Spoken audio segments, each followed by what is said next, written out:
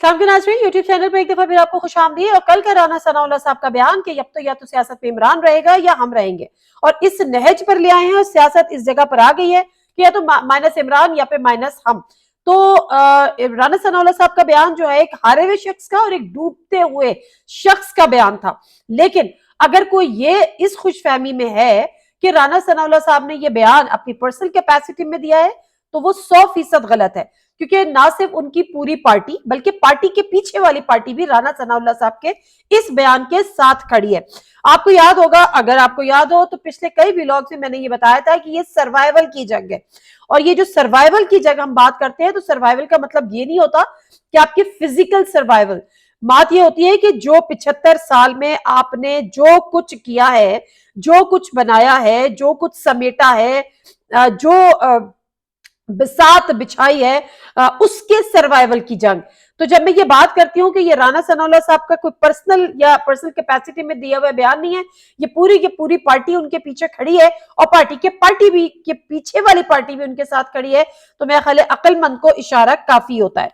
अच्छा, इसका आज एक सहाफी ने पूछा इमरान खान साहब से कि राना सनाउल्लाह साहब ने ये बात की है, और जो इमरान खान का बयान था वो एक जीत, उस शख्स का बयान था जिसको अपनी जीत नजर आ रही है, जो अपनी फतह को बहुत करीब से देख रहा है, उसको अल्लाह ताला पर यकीन है और एक एतमाद है, एक भरोसा है कि हक और सच की फतह होती है, हक और सच की जीत होती है। जब सहाफी ने इमरान खान साहब से पूछा कि राना सनाउल्लाह साहब ने यह बयान दिया है कि या हम रहेंगे या वो रहेंगे, तो जरा खास साहब का बयान सुनिए और फिर एक जीते हुए शख्स का बयान सुनिए।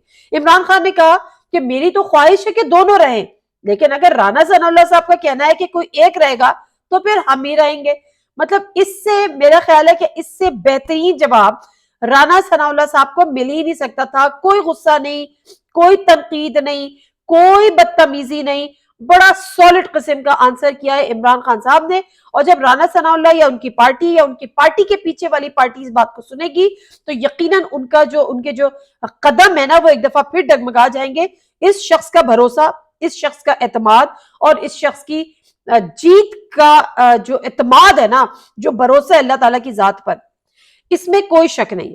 मामला यह है, पीएमएलएन की अपनी कोई हैसियत नहीं है। मैं कल भी ये बात कर रही थी कि इस जो पीटीआई का मुकाबला है वो मुक्तदर कुव्वतों के साथ है, जो भी है बड़े इसमें ये बात बड़ी क्लियर है। और अब इसमें जो तमाम पॉलिटिकल पार्टीज है ना, वो मुकम्मल तौर पे इररेलेवेंट हैं और इररेलेवेंट हो चुकी हैं। क्योंकि जिस तरह से आज मैं तो ये बात कई दिन से कह रही थी और कुछ कह रही थी और कुछ नहीं कह रही थी और कुछ कहने की कोशिश कर रही थी, शायद कुछ नहीं भी कह पा रही थी, लेकिन इमरान खान साहब ने आज बड़ा कैटेगोरिकली ये बात समझा दी और ये बात कह दी कि जिस दिन एस्टैब्लिशमेंट की बैसाखियां इनके पीछे से हट जाएंगी या उनको सहारा नहीं देंगी पीएमएलएन को, इसका वजूद ही नहीं रहेगा। और इसमें कोई शक नहीं है। वजह यही है कि बड़े से बड़े जो नाकदीन भी हैं पीटीआई के, वो भी इससे बड़ा कैटेगोरिकली ये बात कर रहे हैं कि इमरान खान जो है उसको, वो एक फेयरलेस शख्स है, उसको ना किसी का डर है, ना उसने करप्शन की है, ना उसने किकबैक्स की है, ना उसने जायदादें बनाई हैं, ना उसने मनी लॉन्ड्रिंग की है, ना उसने मुल्क से बाहर पैसा बनाया है, ना अपना बिजनेस एस्टैब्लिश किया, उसको कोई डर नहीं है। जब एक करप्ट शख्स के साथ डील करने में और उसको हराने में और एक ईमानदार शख्स को हराने में यही फर्क है। ईमानदार शख्स खड़ा हो जाता है क्योंकि उसको पता होता है कि उसका कोई बैगेज नहीं है। तो आज जो इमरान खान खड़ा हो गया है, उसकी वजह यही है कि उसको ये पता है कि उसके पास कोई ऐसी चीज ही नहीं है जिसको लेके ब्लैकमेल किया जाए, सिवाय उन वीडियोस के जो जनरल बाजवा साहब कहते हैं कि मेरे पास है, और वो एक्सपीरियंस भी करके देख लिया, वीडियोस ना सही ऑडियोस जारी करके देख ली, कुछ भी नहीं हुआ। मसला ये है कि इमरान खान के खिलाफ आप इस वक्त कुछ भी कर दें, उसके जो चाहने वाले हैं उनको वो बॉदर ही नहीं करती, उनके लिए वो मैटर ही नहीं करती। दूसरी बात, जो इमरान खान साहब ब्लैकमेल नहीं होते, ले दे के एक यही रह जाती है ना कि जनरल बाजवा पूछते हैं जी क्या आप प्ले बॉय नहीं थे। अच्छा, किसको पता नहीं है कि इमरान खान प्ले बॉय नहीं थे? सबको पता है ना। इमरान खान, आप गूगल कर लें, आप इंटरनेट पे चले जाएं, आप इमरान खान का पास्ट उठा लें, आप इमरान खान की पुरानी खबरें उठा लें, एवरीबडी न्यू इट। लेकिन बात तो ये है कि वो ट्रांसफॉर्मेशन, वो ट्रांजिशन, जो ट्रांसफॉर्मेशन हमने इमरान खान की देखी, क्या سوچنے سمجھنے کی بات ہے کہ یہ توفیق اللہ تعالیٰ سب کو دیتا ہے، اور اللہ تعالیٰ جس کو دے دیتا ہے یہ توفیق، اس سے آپ کیسے لڑیں گے؟ اس سے آپ کیسے لڑیں گے؟ یہ تو ہمارا ایمان ہے کہ جب اللہ تعالیٰ کسی کا ہاتھ تھام لے، اور یہ ہاتھ تھامنا ہی ہوتا ہے نا کہ آپ کو برائی سے نکال کے اچھائی کی طرف لے آئیں، یہ اللہ تعالیٰ، یہ توفیق ہی ہوتی ہے جو اللہ تعالیٰ دیتا ہے، سمجھنے کی سوچنے کی بات ہے۔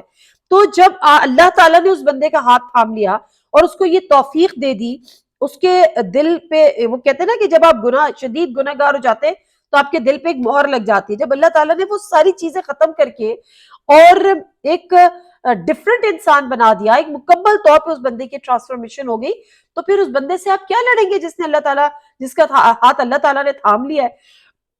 کہا یہ جاتا ہے کہ جی پی ایم ایل این ہو گئی، جماعتیں ہو گئی، ساری اکٹھی ہیں، پھر ساری پارٹیز ہیں، اور پارٹیز کے پیچھے والی پارٹی ہے ساری، ان کو دنیاوی سپورٹ حاصل ہے، عمران خان کیسے جیتے گا؟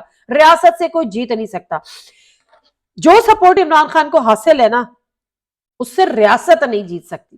ایک تو وہ غیبی مدد ہے جو کہ اللہ تعالیٰ کی مدد ہے، دوسری وہ عوام ہے جس نے عمران خان کا ہاتھ تھام لیا ہے، اس سے بھی ریاست نہیں جیت سکتی۔ ایک کانسیپٹ ہے، اور میں بھی اس چیز کو مانتی تھی کہ ریاست سے بڑا کوئی نہیں ہوتا، لیکن ابھی مجھے اندازہ ہو رہا ہے کہ ریاست سے بڑی عوام ہوتی ہے۔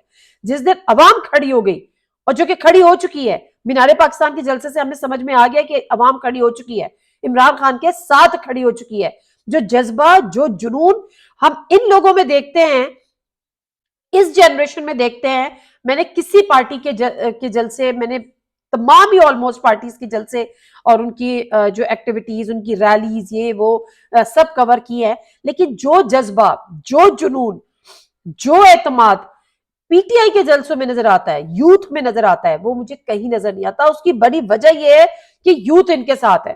اب میں کیا بولوں کہ مریم نواز صاحبہ پوری کوششیں کر رہی ہیں کہ یوتھ ان کے ساتھ کسی طرح سے آ جائے، شاید آ جائے، آپ کرتی رہے کوششیں۔ ویسے ایک کوشش مریم نواز صاحبہ اور کر رہی ہیں، وہ کوشش کر رہی ہیں عدلیہ کو مکمل طور پہ دباؤ میں لانے کی۔ کل بھی جب انہوں نے اپنے نون لیگ کے پی ایم ایل این کے لائرز ونگ سے بات کی، P M L N wing کے لائر سے، تو انہوں نے کہا کہ جی عمران خان صاحب کو اب اسٹیبلشمنٹ کی نہیں، تو انہوں نے جوڈیشل اسٹیبلشمنٹ کی حمایت حاصل کر لی ہے، اور ان کو سپورٹ ہے۔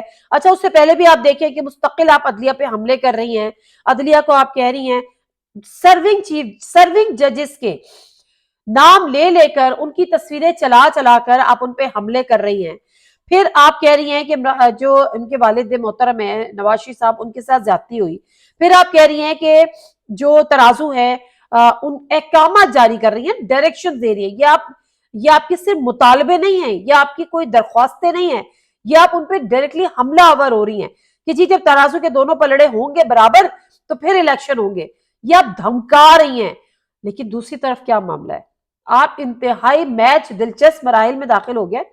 دوسری طرف معاملہ یہ ہے کہ عدلیہ نے کہا damn care, can you imagine? Chief justice نے کہا who cares, can you imagine? ہوا کیا؟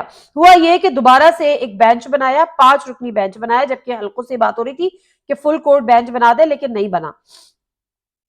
جو 30 اپریل کے الیکشن کمیشن آگے لے گیا ہے 8 اکتوبر کو، اس کے خلاف پی ٹی آئی سمیت دیگر بھی درخواستیں آئیں، ایک شیخ رشید نے دی، 2 اور بھی آئیں۔ اس کی آج ہیئرنگ، اس سے جب میں آپ سے بات کر رہی ہوں تو وہ ہو رہی ہے، جاری ہے۔ 5 رکنی بینچ بنا جس میں جسٹس اعجاز الحسن بھی ہیں اور دیگر بھی ہیں، میں نام ان کے بھول گئی ہوں، لیکن بہرحال وہ 5 رکنی بینچ ہے، ٹھیک ہے۔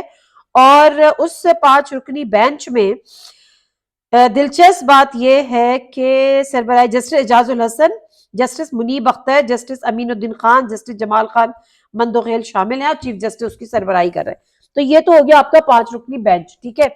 اچھا، اب معاملہ کیا ہوا؟ معاملہ یہ ہوا کہ جتنی بھی عدلیہ مخالف باتیں کی مریم نواز صاحبہ نے، ان کو کوئی توہین عدالت کا نوٹس نہیں گیا۔ پہلے تو ہم بھی حیران تھے اور ہم پریشان بھی تھے کہ ایسا کیوں کر ہو رہا ہے، جب چھوٹی چھوٹی باتوں پہ آپ توہین عدالت دیتے تو کیوں نہیں دیتے؟ تو سمجھ میں یہ آیا کہ مریم نواز صاحبہ کا یہ ٹریپ تھا، وہ وکٹم کارڈ پلے کرنا چاہ رہی تھی۔ وہ چاہ رہی تھی کہ ایک دفعہ پھر وہ وکٹم کارڈ پلے کریں، وہ عدالتوں کے چکر لگائیں، وہ بیچاری بن جائے، پھر عدالتیں ان کے حق میں فیصلے نہ دیں یا ان کے خلاف فیصلے دیں، دوبارہ سے ان کو نااہل کر دیں، تو ان کے پاس ایک قانونی جواز آ جائے، وہ اپنی جو ہے وہ وکٹم کارڈ پلے کریں، جلسوں میں ذکر کریں کہ دیکھیں جی میرے ساتھ تو پھر زیادتی ہو گئی, ابھی تو میرے والد کے ساتھ جو زیادتی تھی اس کا ازالہ نہیں ہوا اور میرے ساتھ زیادتی کر دی. اب اس ایک تیر سے وہ دو شکار کرنے جا رہی تھی. ایک تو وکٹم کارڈ پلے کر کے وہ اپنا ایک پارٹی کا بیانیہ بنا لیتی, اور دوسرا یہ کہ وہ الیکشن سے فرار حاصل کر لیتی. ان کو پتا ہے کہ الیکشن میں ان کی ہار ہونی ہے, تو اس لیے بہتر یہ ہوتا کہ وہ الیکشن سے فرار حاصل ان کو ہو جاتا کہ جی میں تو الیکشن لڑ ہی نہیں سکی, لڑتی تو جیتتی. تو یہ جو ٹریپ بچھا رہی تھی وہ ٹریپ جو ہے وہ سمجھ میں آ گیا, اور اس ٹریپ کو وہیں کے وہیں, معذرت کے ساتھ میں چلے وہ نہیں بولتی جو بولنا چاہ رہی تھی یا نکل رہا تھا میرے منہ سے, تو اس ٹریپ کو جو ہے وہ وہیں کے وہیں فارغ کر دیا, اور اتنا اگنور کر دیا مریم نواز صاحبہ کی اسپیچ کو کہ جیسے کوئی بول ہی نہیں رہا. یعنی کوئی نہ وہ کوئی بول رہا ہے اور نہ کوئی سن رہا ہے, مطلب ان کی فزیکل جیسے کوئی ایگزسٹنس ہی نہیں ہے, کوئی نوٹس ہی نہیں ہے.